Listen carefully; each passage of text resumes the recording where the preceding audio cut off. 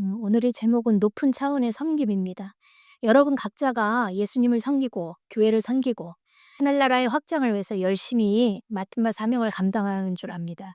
그런데 섬김도 높은 차원의 섬김이 있어요. 내가 그동안에 섬긴 것은 무엇인가 오늘 한번 점검해 보는 시간이 되기를 바랍니다. 하나님은 추수한 일꾼을 찾고 계십니다. 이 마지막 때는 더 많이 찾고 계시겠죠. 추수하여서 희어졌다는 말은 이제 마음의 준비들이 됐다는 거잖아요. 살아 보니까 인생 별거 없고 자기 뜻대로 안 되고 자식들 내 품의 자식들도 내 맘대로 안 되고 결국은 속에 공허하고 허무한 것을 채울 수가 없는 거죠. 여기저기 다녀보고 돈으로 채워보고 인간의 쾌락을 다 쫓아가 봐도 여러분의 마음속을 채울 수 있는 것은 아무것도 없습니다. 그 이유는 하나님이 인간을 그렇게 창조했기 때문이에요.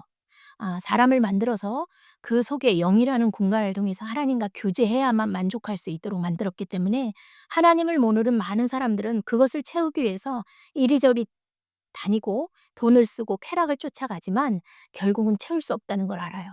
처음에는 모르겠지만 젊었을 때는 이제 나중에 나이가 들면 이제 결론이 나요. '아 나를 채울 수가 없구나. 아무것도 나를 채워줄 수가 없고 만족할 수가 없구나.' 하면서 마음이 열리게 돼요. 그럴 때 여러분께서 복음을 전하면 복음이 딱 들어가게 되는 거죠. 수많은 사람들이 지금 천재지변으로 엄청 고통하고 있잖아요. 마지막에는 성경에서 그랬어요. "마지막 때는 엄청난 천재지변이 일어날 것이다." 특히 지진이 많이 일어나죠. 여지까지 사는 것 중에 지금처럼 그렇게 기상이변과 지진과 이런 것들이 많이 일어날 때가 없어요.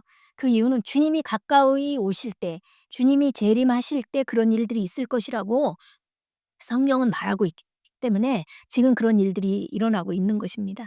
정말 주님이 코앞에 왔습니다. 여러분이 더 이상 미뤄서는 안 돼요. 제가 요즘 저녁에 좀 기도를 하고 있는데 제 마음이 너무 아팠어요. '그동안에 내가 너무 기도를 안 했구나.' 그리고 그것보다도 이런 마음이 들어요.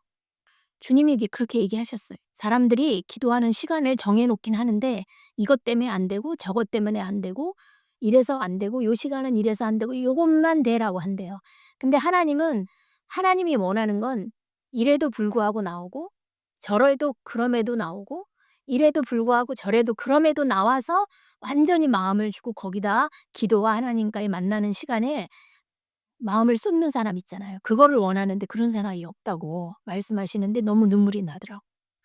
그래서 저도 생각해 보니까 그동안에 남편 밥 차려 줘야 되니까 안 되고 오늘은 토요일이라서 안 되고 오늘은 어디 갔다 와서 너무 피곤하니까 가 봤자 좋을 것 같으니까 안 되고 남편 눈치 보니까 안 되고 이래저래 이래서 안 되고 저래서 안 되고 이러면서 딱 되는 시간 몇 개를 추렸거든요.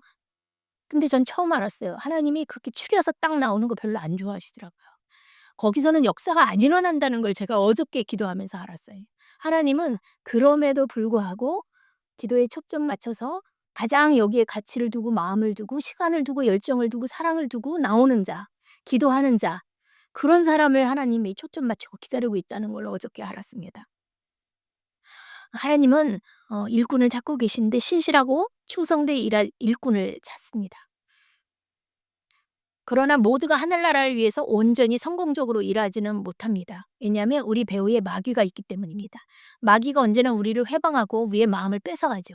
우리의 마음을 우리의 초점을 다른 데로 옮기게 돌리게 하기 때문에 그런 것에 혈안이 되어 있기 때문에 우리가 음 온전하지 못하죠. 주님께서 일꾼으로 부르실 때 가장 중요하게 보시는 게 있어요. 여러분을 부르실 때. 사명자로 부르실 때. 일꾼으로 부르실 때 중요시 여기는 게 있어요. 그게 오늘 본문에 나와 있습니다. 베드로를 부르시면서 어 다른 사도들보다 누구보다 주님을 사랑한다고 자처했던 베드로였어요. 그러나 막상 베드로는 예수님이 잡혀가는 그 어려움 속에서 여지없이 베드로의 연약함을 드러냈어요. 그렇죠. 다 아시는 거죠. 다 주님을 버린지언정 나는 그리지 하지 않겠다고 장담해 놓고 자기 목숨이 위험하게 되니까 아주 쉽게 부인하고 한 번 부인한 것도 아니라 몇 세 번씩 부인하면서 끝까지 부인하시면서 저주까지 서슴지 않았던 베드로였어요. 왜냐하면 자기 생명을 위해서 무서우니까. 마태복음 26장 33 절에서 35절 그런 내용이 나옵니다. 물론 베드로는 닭이 3번 울고 나서 밖에 나가 통곡하며 울었어요. 회개하며 울었을 거예요. 잡혀가는 예수님의 눈망울을 쳐다보고 나서 외면해야 했던 베드로는 마음이 찢어지고 가슴에 아픔을 겪었을 것입니다. 베드로의 예수님 사랑은 베드로가 사랑했던 예수님의 사랑은 결국 허세였고 교만이었습니다. 그것을 베드로가 깨달았죠. 반대로 예수님의 사랑을 진하게 느낄 수 있었어요. '나는 이거밖에 안 되는데 예수님이 그동안에 이렇게 했고, 이렇게 했고, 이렇게 했고 그렇게 했구나.'라고 생각을 하면서 아마 예수님의 사랑을 더 크게 느꼈을 거예요. 좋을 때만 사랑하는 것은 진정한 사랑이 아닙니다. 예수님이 베드로를 사랑하시고 말씀으로 양육하신 따뜻한 사랑과 신실함에 베드로는 다시금 다짐하고 다짐하며 믿음으로 아마 세우며 나갔을 것입니다. 예수님이 죽으시고 부활하셨어요. 부활하신 후에 다시 만난 예수님은 이제 베드로의 전부가 되었겠죠. 정말 "내가 죽었다 3일 만에 살아나리라." 그 말씀이 이루어졌잖아요. 그 말씀대로 이루어진 걸 자기 눈으로 예수님을 눈앞에서 보고 나서 이제 그냥 예수님이 선생이 아니라 예수님이 베드로의 전부가 됐고 예수님이 베드로의 생명이 돼 버린 거예요. 말씀하셨던 하나하나가 성취되는 그 능력이 바로 예수님의 능력만이 아니라 베드로 자신의 능력이라는 걸 깨닫게 된 것이죠, 예수님 앞에서. 세상을 다 얻은 것 같은 베드로는 이제 겸손한 자로 바뀌게 되는 것입니다. 또 예수님 자기가 앞서 나가는 게 아니라 예수님을 앞세우는 자가 되는 것이죠. "내가 나를 사랑하느냐?"라는 예수님의 질문에 여기 있는 모든 사람들보다도 거기 있는 제자들보다도 "내가 주님을 제일 사랑합니다." 라고 말하지 않았죠. 다 버릴지언정 "나는 안 그럴 거예요." 이렇게 장담하지 않았어요. 옛날엔 그렇게 장담했죠. 뭐라고 얘기했냐면 "네 그렇습니다 주님. 내가 주님을 사랑하는 줄 주님이 아시지 않아요."라고 좀 겸손하게 대답을 하잖아요. 옛날에는 뭐래요? "네 주님 사랑해요. 다 버릴지라도 나는 안 버릴 거예요." 제자들까지 깎아내리면서 남들은 다 버려도 나는 안 버린다고 아주 그렇게 했던 사람인데 세 번 부인하고 오히려 완전히 주님을 부인하고 저주하면서 자기가 깨달은 거죠. 자기가 교만했다는 걸. 그러면서 아주 겸손한 모드로 바뀌었죠. "주님께서 아십니다. 왜 물어보세요? 주님 아시면서 아시잖아요." 요렇게 겸손하게 돌려서 말했죠. 예수님은 민망하게도 베드로에게 "사랑하냐."고 3번 물어봤어요. "왜 민망하냐?" 베드로가 3번 부인했죠.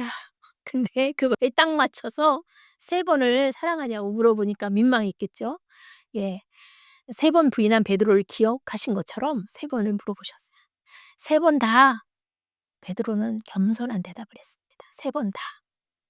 그러나 그 대답은 확실한 대답이었어요. 그 베드로의 마음 중심에서 나오는 확실한 대답을 하였습니다. 예수님이 질문하신 첫 번째와 두 번째 사랑은 아가파오라는 신적인 사랑을 말해요. 하나님의 신적인 사랑. 또 세 번째 사랑은 뭐라고 물어보셨냐면 예수님이 "네가 나를 사랑하느냐?" 필레오라는 사랑으로 물어봤는데 이거는 우정적인 사랑, 인간적인 사랑을 물어보고 있어요. 왜 이렇게 물어보셨냐? 처음에 두 번째 아가페오라고 물어봤을 때 "네가 신적인 사랑으로 나를 사랑하느냐?" 했을 때 베드로가 "네 사랑합니다. 주님 아시지요."라고 말했을 때 어떤 의미로 말했냐면요. "주님도 내가 사랑하는 줄 아십니다." 그 사랑을 뭐라고 표현했냐면 똑같이 아가페오라고 안 하고 필레오라고 대답을 했어요. 예수님이 "신적으로 네가 나를 사랑하느냐?" 하니까 "나는 우정적으로 사랑합니다." 그러니까 겸손하게 대답하는 거예요. 차마 거기까지 자기가 못 올라간 거예요. 그러니까 두 번을 그렇게 물어보시고 세 번째는 베드로의 눈높이 맞춰서 "네가 나를 사랑하느냐? 필레오로 사랑하느냐?" 이렇게 물어봤어요. 그러니까 필레오로 또 대답해서 "네. 주님을 사랑합니다." 이렇게. 예수님은 하나님이시기도 했지만 사람이셨잖아요. 그러니까 베드로와 제자들하고 우정을 나누시고 친구처럼 감정을 나누시고 소통을 하신 분이에요. 그렇기 때문에 끈끈한 그런 정이 있어요. 우리도 같이 이렇게 예배를 드리면서 오래되니까 정이 있잖아요. 우리 이철근 성도님은 우리랑 벌써 2 년도 넘은 것 같은데 그렇게 있다 보니까 그죠? 정이 들었잖아요. 그리고 좀 알고. 그러니까 우리 같이 좁은 집에 와서 밥도 드시고 그 좁은 집에 와서 앉을 데도 없는 데 와 가지고 밥도 드시고 그 더러운 저기 화장실도 손봐 주시고 진짜 허물없이 그만큼 친해진 거니까 이렇게 끈끈한 마음이 있잖아요. 그리고 이철근 성도님을 위해서 기도하거나 이러면 그냥 이 입으로만 나불나불 기도하는 건 아니잖아요. 왜냐면 정이 있잖아요. 그러니까 얼마나 마음에 애절하겠어요, 마음에. 그리고 또 뭐 은진이나 서영이를 소영이 선영이를 보면 생각을 하면 그 남들 기도하는 것 같지가 않고 그냥 이 젊은 성도님 때문에 더 이쁜 거죠. 뭐 딴 이유는 없죠. 성도님 때문에 그런 거죠. 더 이쁘고 더 이렇게 기도하면서 마음이 막 쓰이고 그런 게 다 필레오 아니에요? 우정적인 사랑이잖아요. 근데 예수님도 그런 필레오를 나누고 있어요. 우리랑 나누고 있어요, 친구처럼. 그 제자들을 양육하고 먹고 마시고 화장실 가고 씻고 잠자고 졸고 기도하고 이러면서 그 우정적인 친구의 관계가 형성됐기 때문에 "그러면 내가 다시 한번 묻겠다. 너 친구로 우정적으로 나를 사랑하느냐?" 그랬더니 베드로가 더 확신 있게 얘기했죠. "그럼요. 제가 주님 아시잖아요. 사랑 내가 필레오로 사랑하는 거." 이렇게 말했죠. 그래서 이 필레오 사랑도 굉장히 중요하죠. 그렇게 세 번을 물어봤었어요. 음. 그 예수님이 이제 이거는 왜 물어봤냐면 인제 다시 승천하실 거예요. 승천하시고 2000년 후에 다시 오실 거거든요. 재림하실 거거든요. 인제 재림하실 때는 다 됐어요. 그러면서 구름 타고 천국으로 올라가시면서 뭐라고 그랬냐면 "너희가 본 이대로 나는 다시 구름을 타고 올 것이라고." 그랬어요. 그 구름을 타고 오실 예수님을 지금도 우리가 기다리고 있는 건데 성경에 "어느 때가 되면 내가 올 것이라고." 그랬어요. 그때가 거의 다 된 거예요. 예수님이 오실 때가 되면 천재지변이 일어나고 지진이 일어나고 세상이 서로 미워하고 험악하고 부모를 사랑하지 않고 부모를 거역하고 원한을 품지 않고 막 서로 미워하고 교만하고 사랑하지 아니하고 막 이런 시대가 온다고 그랬는데 딱 지금이 그 시대죠. 딱 그 시대예요. 예. 예 주님이 오실 때가 됐죠. 그래서 예수님이 그렇게 천국으로 올라가시기 전에 마지막 떠나시기 전에 예수님의 사역을 이어갈 제자들을 향해서 어 말씀하신 내용이니까 얼마나 예수님의 마음이 애절하겠어요. 그중에 또 가장 사랑했던 제자 베드로. 베드로와 요한 가장 사랑했죠.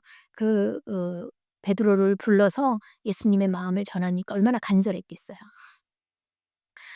그렇게 세 번의 사랑을 언급하면서 예수님이 마지막에는 우정적인 사랑으로 필레오라는 말로 베드로에게 물어봤고 베드로는 그 필레오라는 사랑으로 대답했습니다.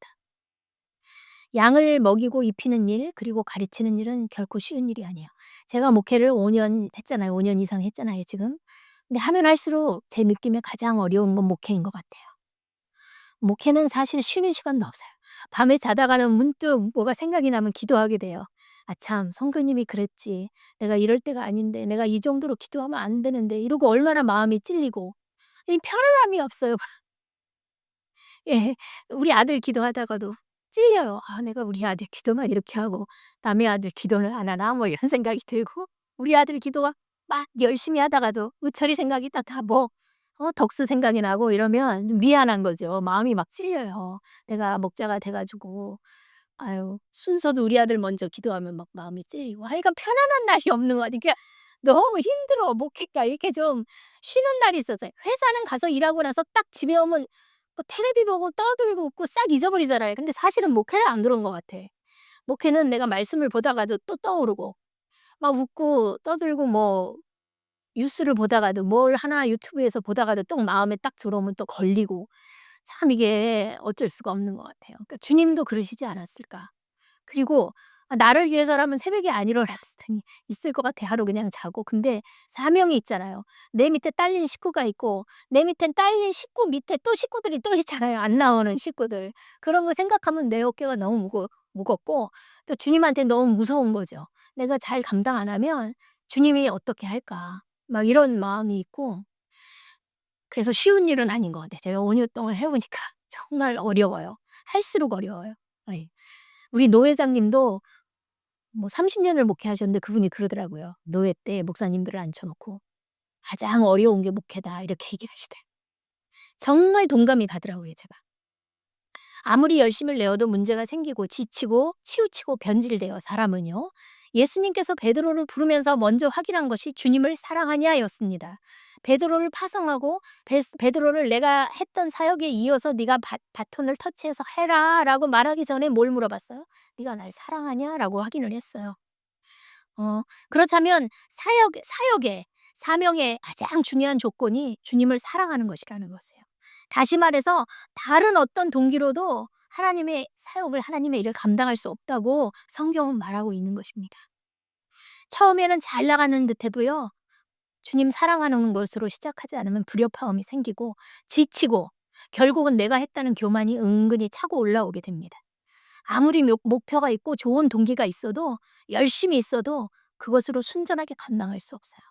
저희가 지금 목회를 하잖아요. 남편이 저를 굉장히 많이 서포트하고 도와줘요. 음으로 양으로. 남편 없으면 너무 힘들겠죠. 그러나 남편의 동기를 묻고 싶어요. 남편의 동기가 도와주는 사람의 동기가 역시나 주님을 사랑하는 거에서 나와야 돼요.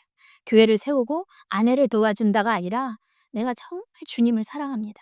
내가 주님을 사랑함으로 나는 주님한테 헌신합니다라는 그런 섬김, 오늘 제목처럼 높은 차원의 섬김이 있어야 됩니다. 왜 그런 섬김이 있어야 됩니까? 하나님이 그것을 원하시기 때문이나. 그리고 그 높은 차원의 섬김에는요. 다른 것이 다 두 번째가 돼야 돼요. 두 번째가 돼야 돼요.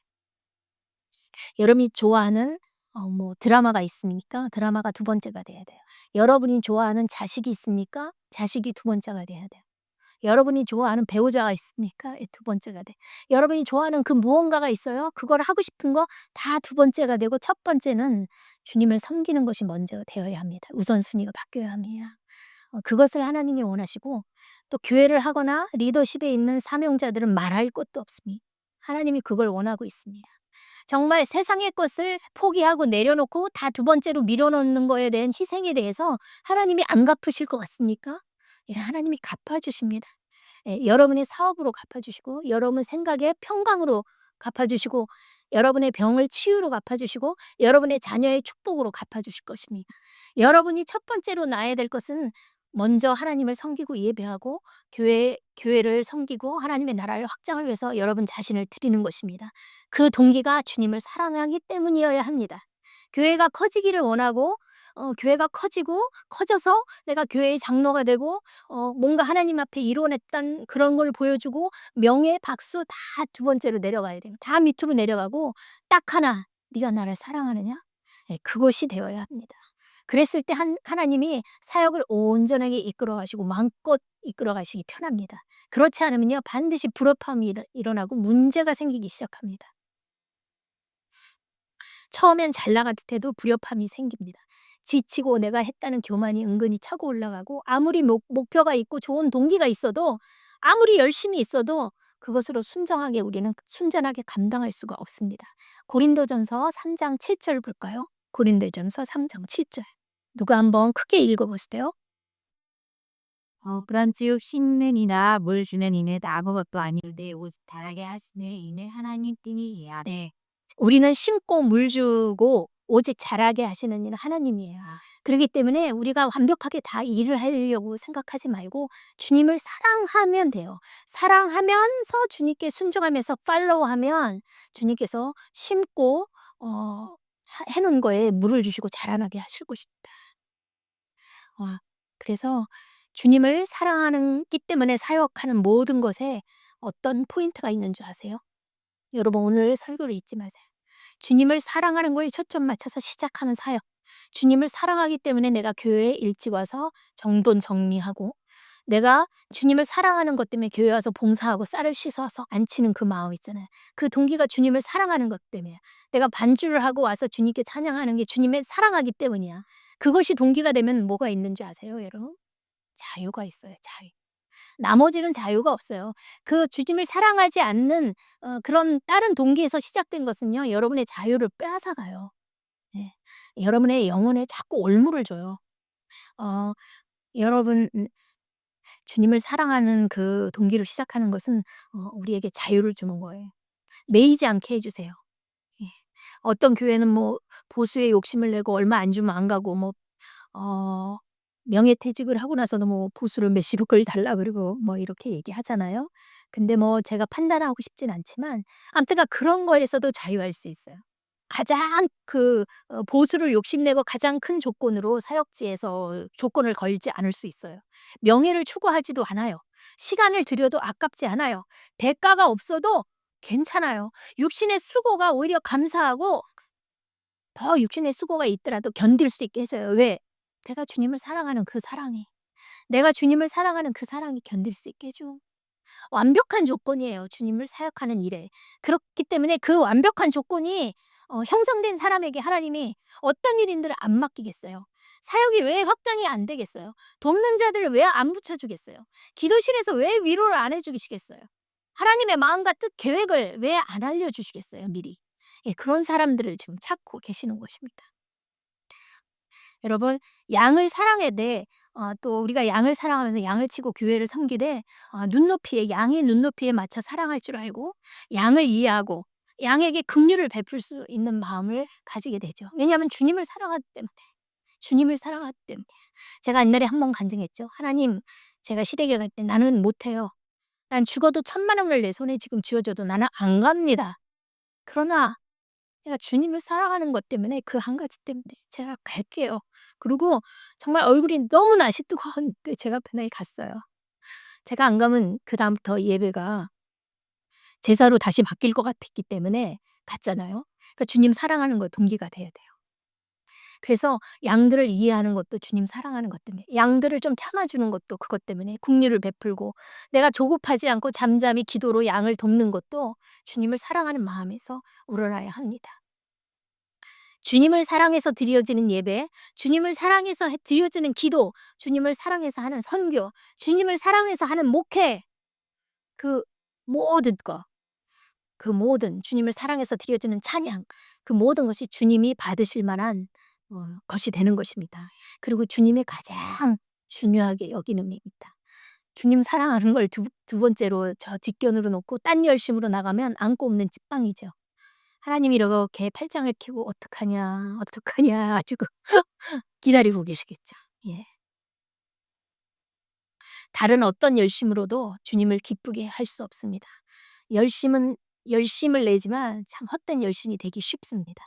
베드로의 마음을 확인한 예수님은 이제 말씀하셨어요. "나를 따르라." 예, 여러분에게도 그 사랑을 확인하셨으면 "나를 따르라."라고 말씀하실 것입니다.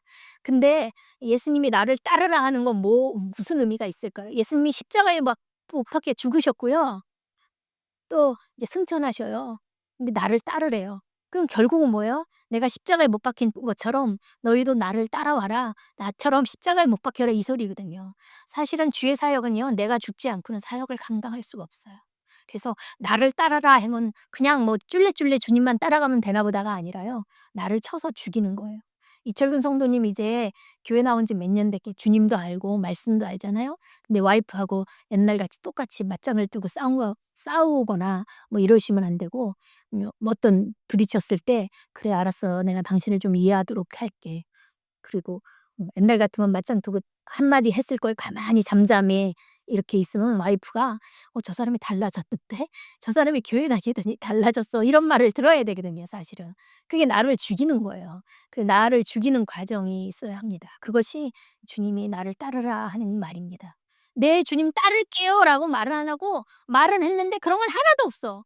그럼 따르는 게 아니에요. 예. 진짜 따르는 사람이 되시기를 바랍니다.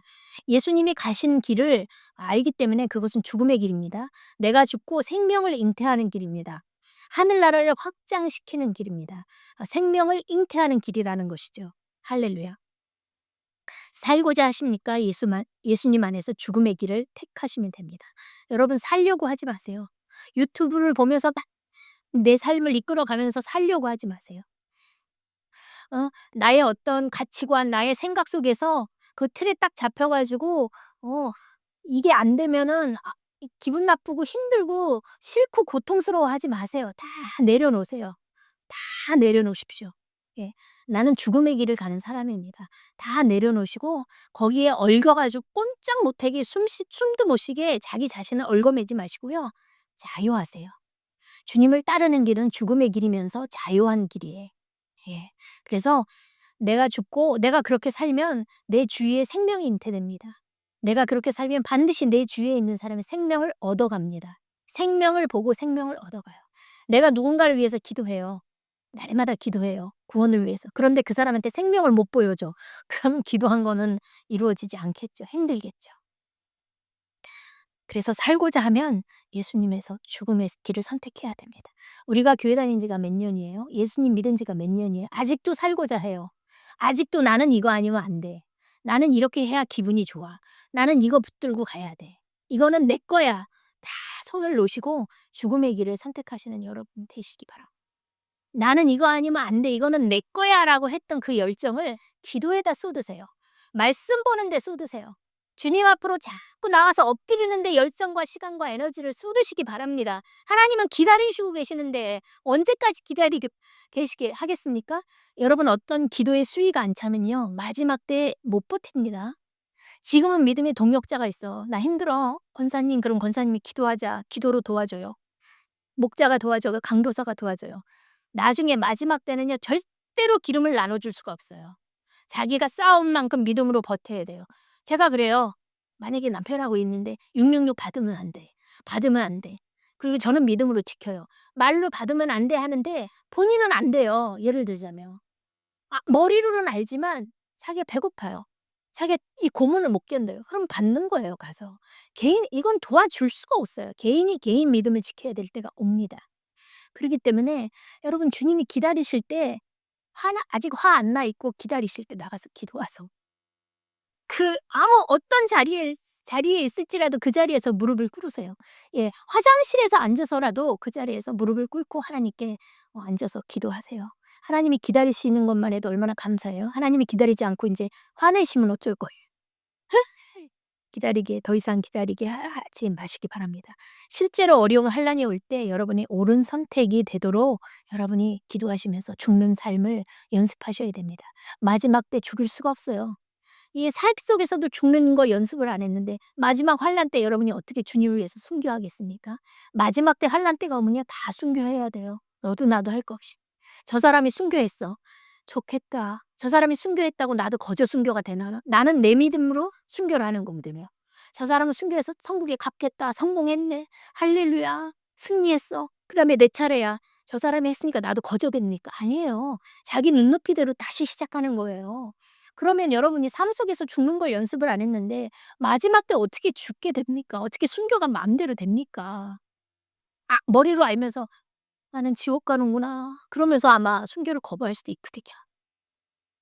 그래서 우리는 영광스러운 마지막 세대를 살고 있습니다. 그 영광스러운 세대는요. 천국에서 다 박수를 보면서 우리를 후원하고 기대하고 소망하고 있어요. 예. 저기 어 박수를 보내고 있어요. 격려하고 있어요. 그러나 우리가 할 일이 하나가 있어요. 죽도록 기도하는 거야.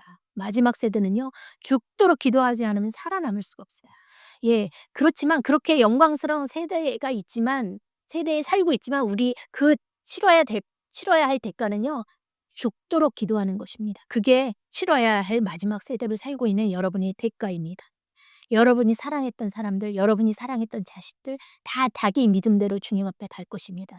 그러면 내가 사랑했던 사람이 다 떠나고 나는 어떻게 할 것인가? 나는 누구의 도움도 받을 수 없습니다, 마지막에. 자기 믿음대로 가는 거죠. 음.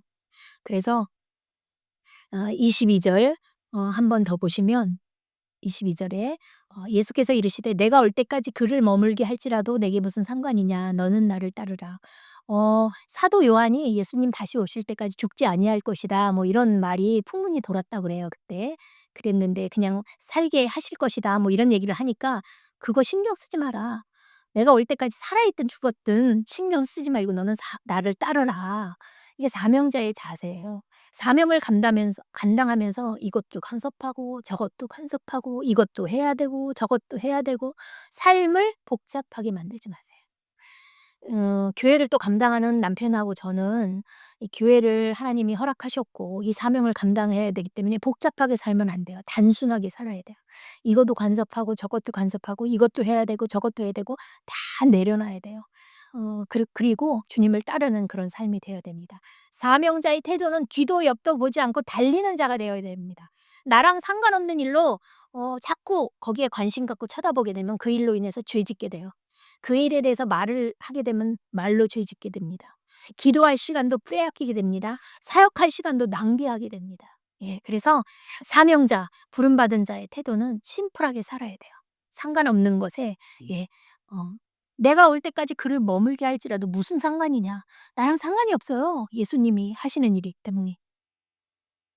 그렇기 때문에 그렇게 심플하게 사시기 바랍니다. 결론을 맺겠습니다. 어 베드로에게 물어보신 "나를 사랑하느냐?" 예, 그 말씀이 오늘 여러분의 질문이 되고 그게 오늘 전부가 되어야 합니다. 여러분이 바쁘게 살아왔던 모든 것, 여러분이 드렸던 예배와 사역과 헌신과 감당했던 그 모든 것이 '나를 사랑하느냐?' 거기에 답이 되어야 됩니다. 오늘 그것이 핵심입니다. 그것을 놓치지 마시고 바꾸시고 주님 사랑하는 동기로 모든 것을 해 나갈 때 여러분이 말할 수 없는 자유, 말할 수 없는 만끽할 수 있는 그 자유를 여러분에게 허락하실 것입니다. 우리 다 같이 기도합니다.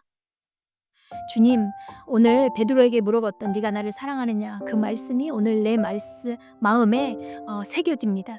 제가 어떤 동기로 주님께 헌신하고 나갔는지 다시 한번 점검하고 돌아보게 도와주시고 영원히 썩지 않고 변치 않는 보석처럼 아름다운 그 마음, 주님을 사랑하는 그 마음으로 내 마음에 심어 주시옵소서. 그것으로 동기를 해서 제가 주님을 섬기기를 원합니다. 영혼들을 섬기기를 원합니다. 선교를 감당하기를 원합니다. 교회를 세워나가기를 원합니다. 주님, 나를 도와주시옵소서. 하나님, 주님을 사랑하지 않은 동기로 했던 모든 열심들 부끄럽지만 다시 한번 뒤돌아보겠습니다. 주님을 사랑해서 한 것이 아니었던 모든 열심과 말들과 행동들 부끄럽지만 다시 끄집어내서 고치기를 원합니다.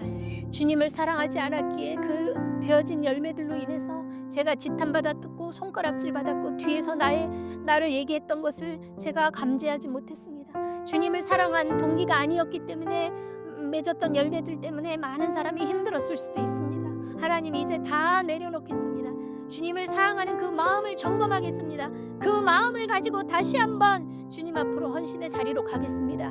주님을 사랑함으로 내가 찬양합니다. 주님을 사랑함으로 내가 교회에 늦지 않겠습니다.